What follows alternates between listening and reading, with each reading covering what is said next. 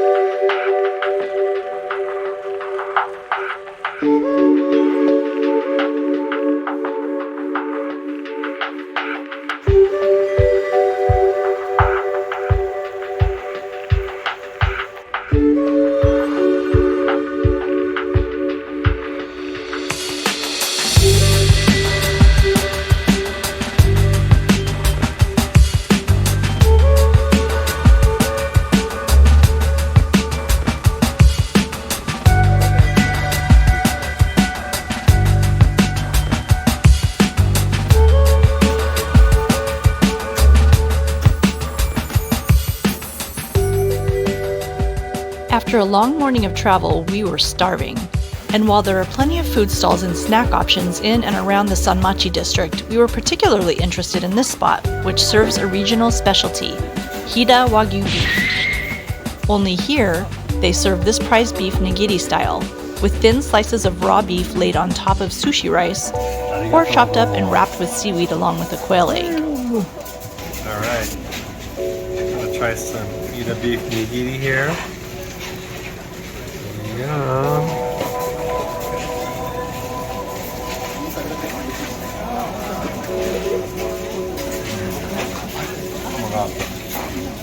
Yum. And then we have our Hida beef with quail egg.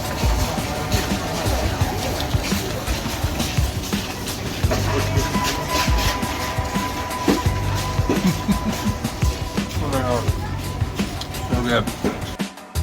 The combination of Takayama's cold climate and the high quality of rice produced there, along with the crisp, clean waters from the nearby Japan Alps, provide the ideal conditions and key ingredients for creating top-notch sake. So it's no wonder that Takayama is renowned across Japan for their delicious sake and is a hotspot for local breweries to showcase their craft.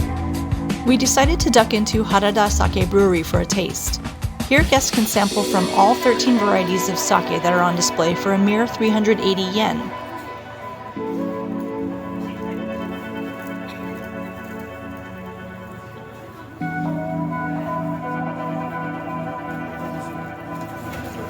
We got all these to finish.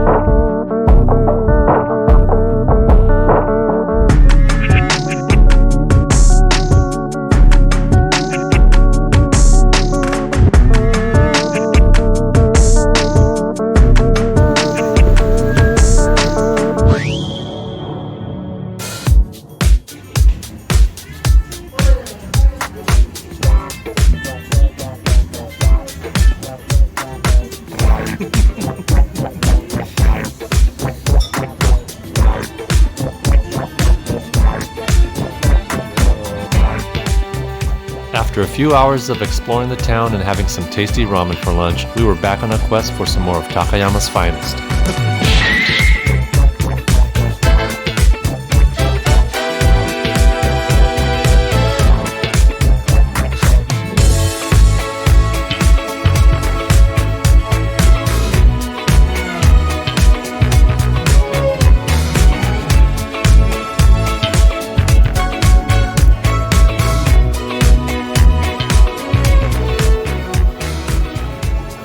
So for 1,000 yen, you get 13 tokens. Jackpot!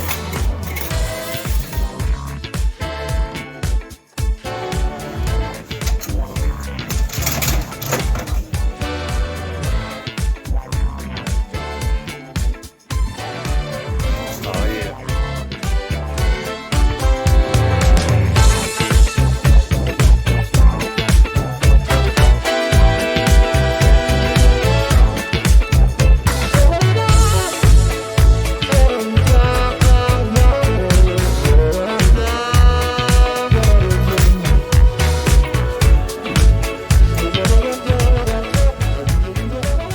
Always start with the premium.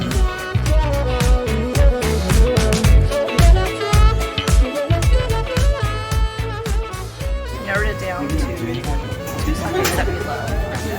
Final taste test. Wait, don't get mixed up. That's 2 over there.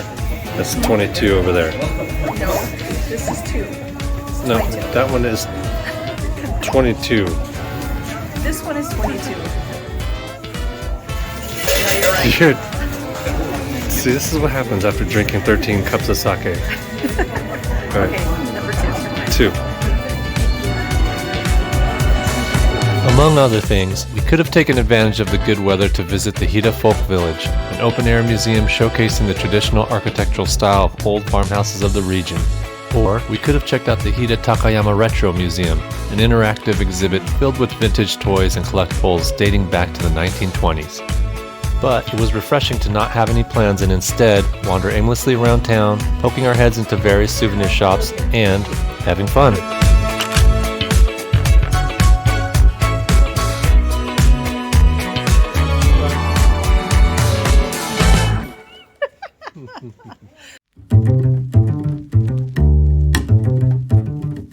For our last night in Takayama, we made a reservation at Sakurajaya, an izakaya-style restaurant which we had heard great things about. Fortunately for us, we had the whole place to ourselves. We got to sit at the bar while chef and owner Hiroshi-san prepared an amazing selection of dishes right in front of us.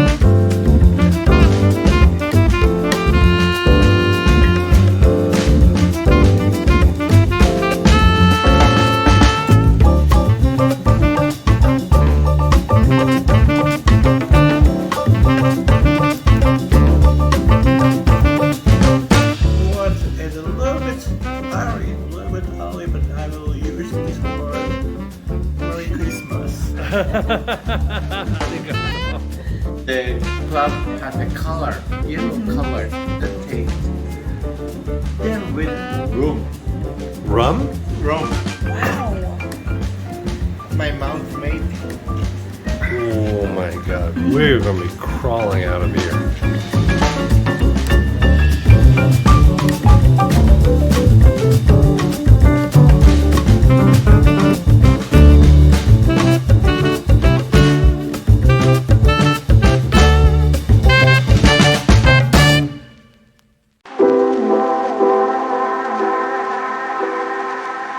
It was time again to pack our bags and head further into the mountains to the quaint onsen resort town of Shinhotaka. We said goodbye to our kind hosts at Sumiyoshi Ryokan and headed for the station.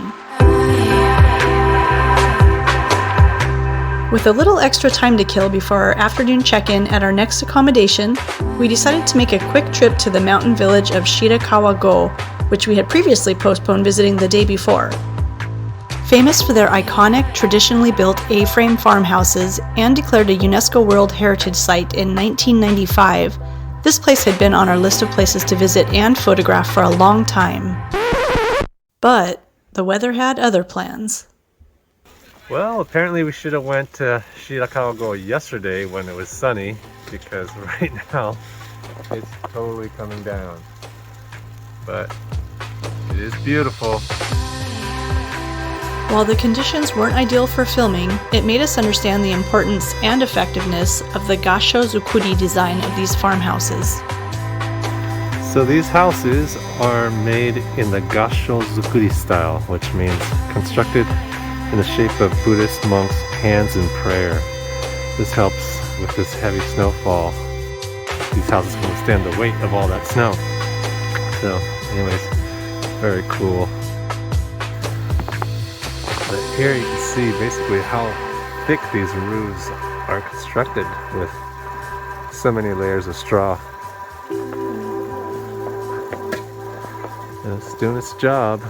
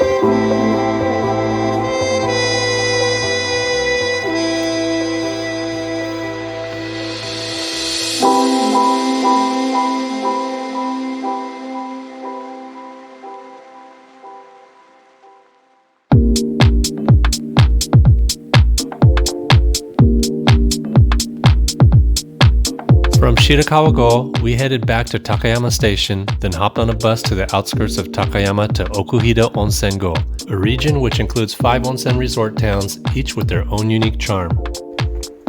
We chose to stay in a traditional Japanese inn, or Ryokan, in Shinhotaka, which is tucked away in a remote valley and is well known for their riverside outdoor baths with stunning views of the northern Japan Alps.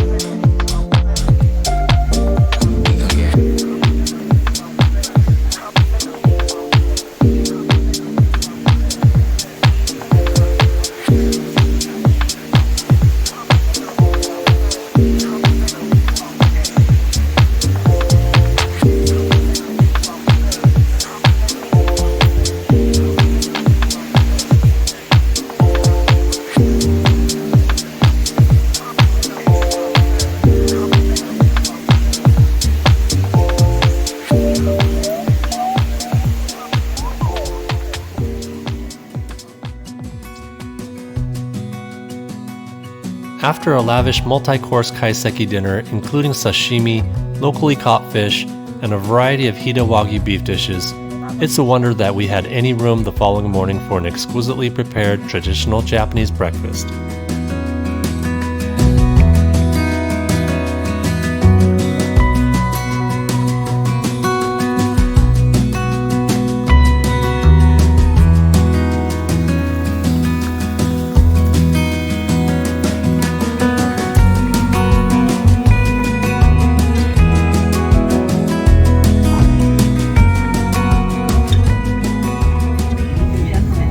Welcome to the Shinhotaka Ropeway. We're taking you to Shinhotaka Station at an elevation of 2,156 meters.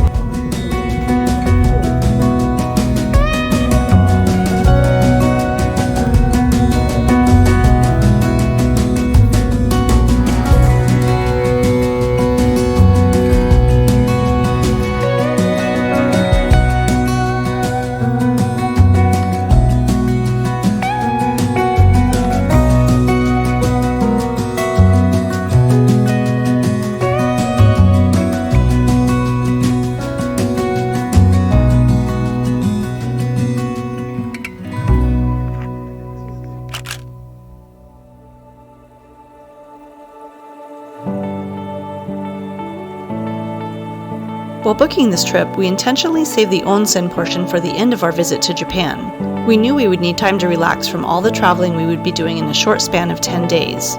We were so glad that we did, and we couldn't have been happier with the spot that we chose.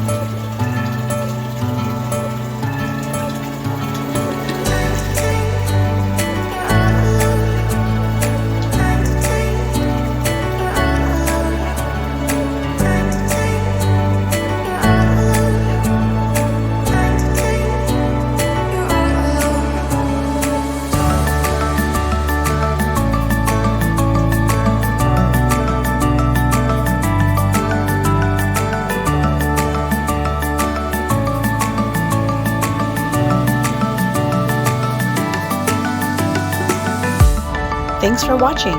Stay tuned for part 3 of our Japan travel series as we travel back to Tokyo for our last night in Japan. If you enjoyed this video, please hit the like button and subscribe to our channel to see where we wander off to next.